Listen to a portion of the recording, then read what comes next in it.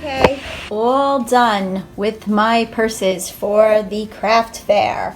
I made 16 of them, and craft fair will be in, what's today? What's today? Yeah, Wednesday, garbage day. Thursday, Friday, so 3 days. I was able to get these all done. And like I said, whatever I don't sell, I will put on my Etsy shop.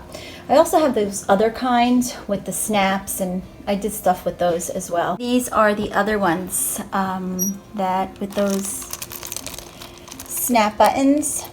I put a snap button on where you're supposed to, and then I put a purse dangle. These are coin purses, all in different colors. They're not cooperating. And then that one, and this one, and this one's going the wrong way, and so is that one. Okay, so this is those, if that makes sense. I think I showed you guys this before.